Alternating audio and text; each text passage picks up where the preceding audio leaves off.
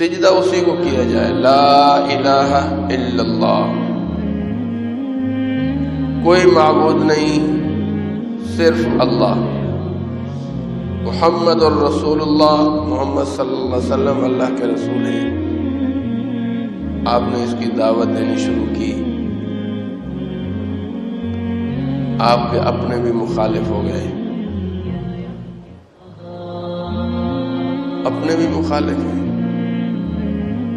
چچا بھی مخالف ہے جو آپ کی پیدائش پر خوشیاں منا رہا تھا، خوشخبری دینے والی لونڈی کو اس نے آزاد کر دیا تھا، آج وہ آپ کو مخالف ہے، پتھر مار رہا ہے۔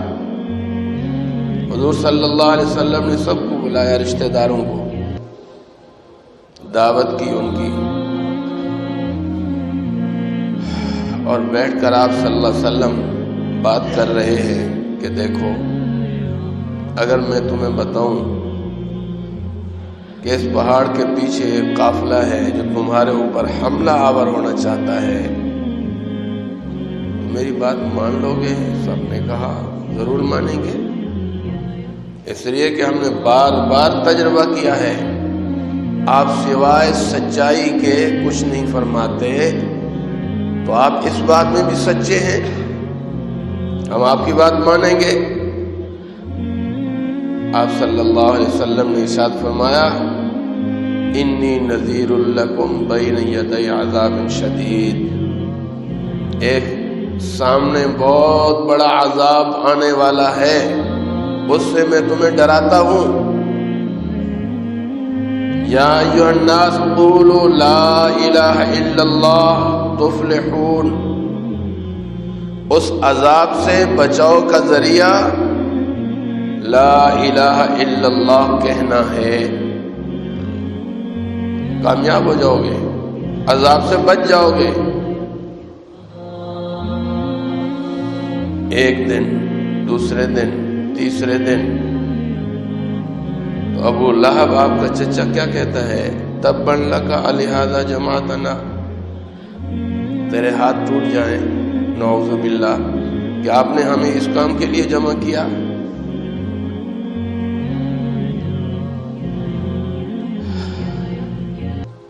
آپ صلی اللہ علیہ وسلم 13 سال مکہ میں اسی بات کی دعوت دیتے رہے، 13 سال، اور صرف دعوت نہیں، آج تو تبلیغی جماعت والے بھی دعوت دیتے ہیں اور ان کا اعزاز ہوتا ہے، اکرام ہوتا ہے، کھانے ملتے ہیں، جی کہیں کہیں سنت نبوی بھی ادا ہوتی ہے، ڈنڈے بھی لگتے ہیں، جی تو یہ پرانا دستور۔ 3 سال تک آپ صلی اللہ علیہ وسلم سے بائیکاٹ کیا تھا ان لوگوں نے، 3 سال کھانے کو کچھ نہیں ہوتا تھا، پینے کو بھی کچھ نہیں ہوتا تھا، باہر سے کسی کے آنے کی اجازت بھی نہیں تھی کہ ان کو کوئی چیز بیچیں یا یہ جا کر کہیں سے کچھ لے کر آئیں، مانگ کر آئیں۔ 3 سال تک وادی میں محصور کیے گئے، صرف کلمہ کی بنا پر۔ چچا آپ نے بھتیجے کو، دوسروں کو تو جرأت نہیں ہوتی تھی، ابو لہب پتھر مارتا تھا۔ ایک خاتون ہے حضرت سیدہ خدیجۃ الکبریٰ رضی اللہ تعالی عنہا، جو ہماری ماں ہیں، حضور صلی اللہ علیہ وسلم کی پہلی زوجہ ہیں، تقریباً 25 سال انہوں نے آپ صلی اللہ علیہ وسلم کے ساتھ گزارے، 25-27 سال، اور دبدبے والی خاتون تھی، مالدار خاتون تھی، ان کی حمایت آپ صلی اللہ علیہ وسلم کو اور حضرت ابوبکر صدیق رضی اللہ تعالیٰ عنہ مردوں میں سے، ان کی حمایت، کیونکہ انہوں نے کلمہ پڑھ لیا، ابتداءً ہی پڑھا، بغیر کسی سوال اور جواب کے آپ صلی اللہ علیہ وسلم کو اپنا ہادی رہنما، اپنا پیغمبر مانا۔ حضرت علی المرتضیٰ رضی اللہ تعالیٰ عنہ تو چھوٹے تھے، حضرت زید تھے تو وہ غلام تھے، تو ایک مرد اور ایک خاتون یہ آپ صلی اللہ علیہ وسلم کے سہارا بنے۔ 27 سالہ رفاقت حضرت خدیجہ رضی اللہ تعالی عنہا کا وصال ہو گیا۔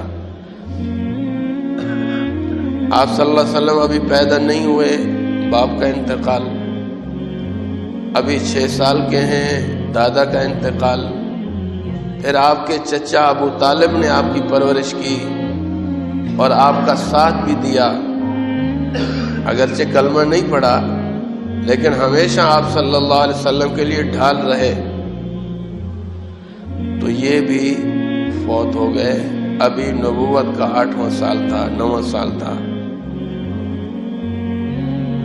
چچا بھی، یہ بھی ایک ڈھال تھی نسبی طور پر، اور حضرت خدیجہ رضی اللہ تعالی عنہ کا بھی وصال ہو گیا۔ تو اس سال کو عام الحزن، عام معنی سال، حزن معنی غم، غموں کا سال قرار دیا جاتا ہے کہ حضور صلی اللہ علیہ وسلم پر غم ہی غم، تکلیفیں، مشقتیں جسمانی روحانی وہ تو پہلے دے رہے تھے، لیکن ظاہری یہ جو سہارے ہیں، اصل تو کرنے والی اللہ کی ذات ہے۔ اور بلکہ علماء نے یہ بات بھی بڑی عجیب لکھی ہے، اللہ جس کو بلند کرنا چاہتے ہیں ظاہری سہارے ان سے ہٹا لیتے ہیں، اللہ تعالیٰ جس کو مقام دینا چاہتے ہیں اللہ ان کو سہاروں کا محتاج پھر نہیں بناتے۔ اور اس کی مثال، بڑی مثال آپ صلی اللہ علیہ وسلم کی ذات ہے۔ ایک بچے کے لیے باپ کا سہارا سب سے بڑا ہوتا ہے، ابھی پیدا نہیں ہوئے وہ سہارا چھن گیا، پھر باپ سے زیادہ شفقت باپ کے بعد کہہ لیں، بلکہ میں تو کہوں گا باپ سے بھی زیادہ ہوتی ہے، دادا کو شفقت ہوتی ہے۔ جی ابھی 8 سال کے وہ سہارا بھی اللہ نے لے لیا۔ پھر چچا ہے، آپ کی ڈھال بنے ہوئے ہیں، بھائی میرے بھائی کا بیٹا ہے اور میرے والد نے اس کی پرورش کی ہے، اب یہ میری ذمہ داری بن گئی کیونکہ وہاں خاندانی وجاہت ہوتی تھی، اب یہ سہارا بھی ختم۔ حضرت خدیجہ رضی اللہ تعالی عنہ جو ہر وقت آپ کے لیے جان بھی چھڑکتی تھی، مال بھی خرچ کرتی تھی، یہ عجیب بات ہے۔ حضرت خدیجہ تجارت کا مال بھیجا کرتی تھیں، اور جب آپ صلی اللہ علیہ وسلم سے نکاح ہوا سارا مال حضور کے لیے وقف کر دیا تھا۔ کتنی بڑی بات ہے۔ آج تو ہم بیوی کو کچھ پیسے دے دے مانگے تو وہ کہتی ہے تمہارا اب تھوڑی ہے۔ حضرت خدیجہ نے سارا مال حضور کے لیے وقف کر دیا تھا۔ یہ جو حضرت زید غلام ہے یہ بھی حضرت خدیجہ نے آپ کو ہدیہ کیا تھا۔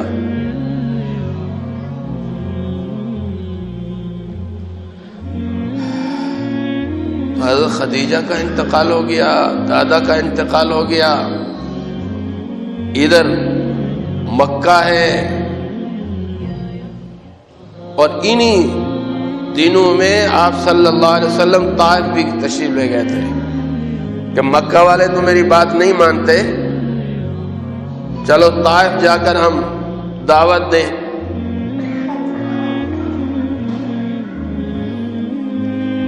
وہاں سردار تھے، ان لوگوں نے بجائے کلمہ پڑھنے کے، حضور صلی اللہ علیہ وسلم کی بات ماننے کے، انہوں نے بھی پتھر مارنا شروع کر دیے، بچوں کو پیچھے لگا دیا، حضور صلی اللہ علیہ وسلم کے پاؤں مبارک لوہ لوہان ہو گئے، جوتے مبارک خون سے بھر گئے. جی آپ ایک باغ میں جا کر بیٹھے ہیں،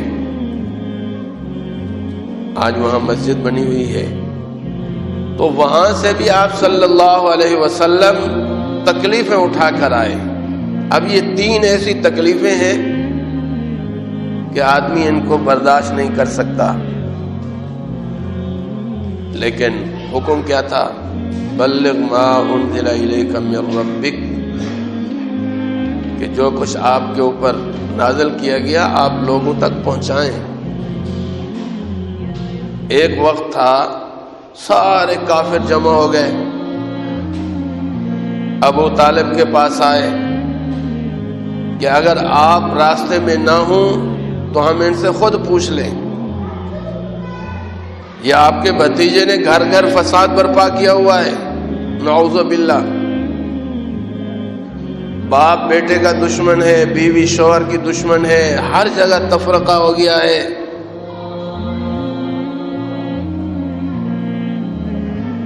آج کل لوگ کہتے ہیں نا یہ مولوی فساد پھیلاتے ہیں. یہ اس لفظ کو تھوڑا سا ذہن میں رکھ لو کہ مولوی فساد پھیلاتے ہیں. اس وقت کافروں نے یہی کہا کہ حضور صلی اللہ علیہ وسلم نے فساد برپا کر دیا ہے. کتنا ہم آرام سے رہ رہے تھے. یہ نہیں دیکھ رہے کہ ہم آگ میں بھڑک رہے تھے، اور حضور تو ہمیں آگ سے نکالنے کی کوشش کر رہے ہیں. یہ چیز ان کے ذہن میں نہیں آ رہی تھی. اور آج بھی حق بات کہی جائے، دین کی بات کہی جائے تو لوگ یہی چیز کہتے ہیں. میرے بھائیوں، اگر مولوی لوگ صحیح بات کو صحیح نہ کہیں پھر کفر اور اسلام میں امتیاز ختم ہو جائے گا. ہو جائے گا نہیں ہو جائے گا بتائیے؟ آج کالجوں میں، یونیورسٹیوں میں یہ فرق مٹ چکا ہے، اور جو طبقہ ہمارے اوپر برسر اقتدار آتا ہے ان کے ہاں بھی اسلام اور کفر کا امتیاز ختم ہو گیا ہے. بس ایک وہ رسم کے طور پر لوگوں نے اس کو سمجھا ہوا ہے کہ میں مسلمان ہوں، ورنہ اللہ معاف فرمائے، اللہ معاف فرمائے. حقیقت اگر معلوم کی جائے تو بہت کڑوی ہے. حق کو حق کہتے رہنا چاہیے، باطل کو باطل کہتے رہنا چاہیے، تاکہ اسلام اور کفر کا امتیاز باقی رہے.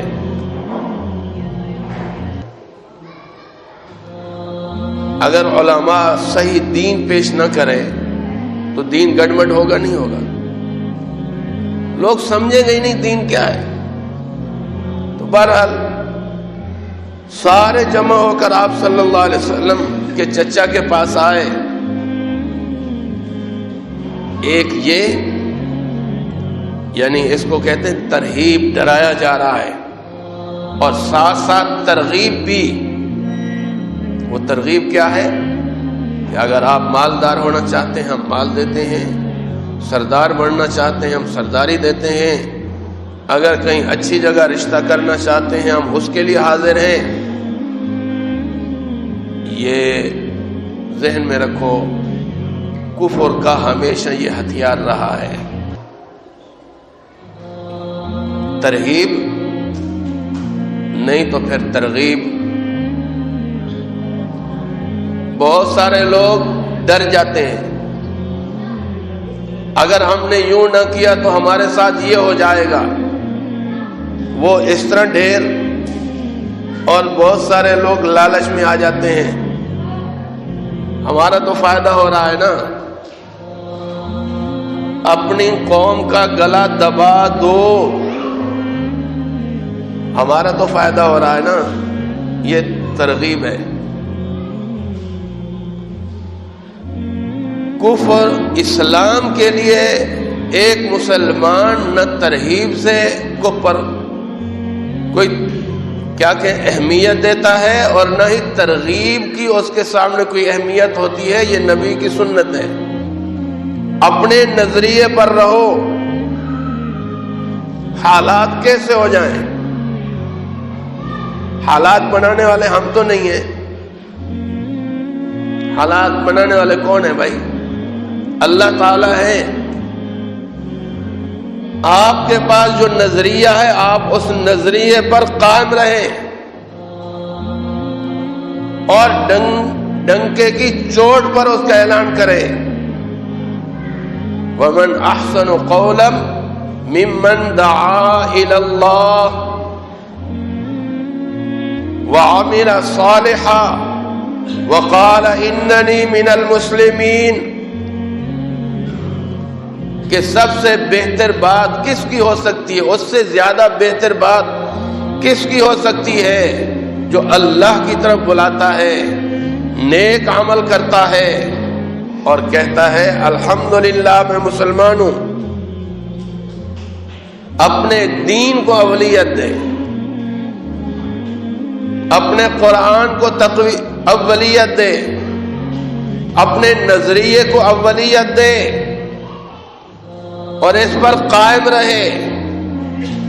حالات کیسے بھی آ جائیں، حالات اللہ دیکھتے ہیں.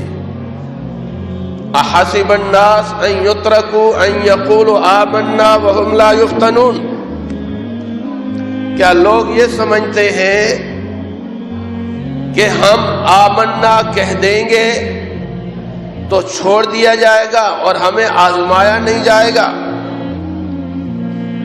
وَلَقَدْ فَتَنَّ الَّذِينَ مِن قَبْلِهِمْ. ان سے پہلے جو لوگ تھے ہم نے ان کو بھی آزمایا. یہ آزمائش کیوں آتی ہے؟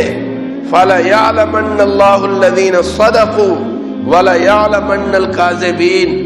ہم ظاہر کرنا چاہتے ہیں سچے لوگ کون ہیں اور جھوٹے لوگ کون ہیں. نظریے پر کون قائم رہتا ہے؟ نظریے پر قائم رہو، اپنی بات کو اولیت دو. پھر حالات بنانے والا اللہ ہے. اللہ کے لیے جب ایک آپ ثابت قدمی دکھائیں گے پھر انہی حالات کو جو خلاف ہیں اللہ تمہارے حق میں کر دیں گے. عسیٰ ان تکرہوا شیئا وہو خیر لکم. جن چیزوں کو تم ناپسند کرتے ہو سکتا ہے کہ وہی تمہارے لیے بہتر ہو. وعسیٰ ان تحبوا شیئا وہو شر لکم. جس کو تم پسند کرتے ہو کہ یہ ہو جائے تمہیں کیا پتا، ہو سکتا ہے وہ تمہارے لیے شر ہو. واللہ یعلم وانتم لا تعلمون. اللہ جانتا ہے تم نہیں جانتے. کتنی صاف صاف باتیں اللہ نے کی ہیں. حضور صلی اللہ علیہ وسلم نظریے پر قائم رہے. 3 سال شیعہ ابی طالب میں محصور رہے. کھانا بند ہے، پینا بند ہے، ملنا جلنا معاشرت بائیکاٹ ہے، لیکن آپ نظریے پر قائم رہے.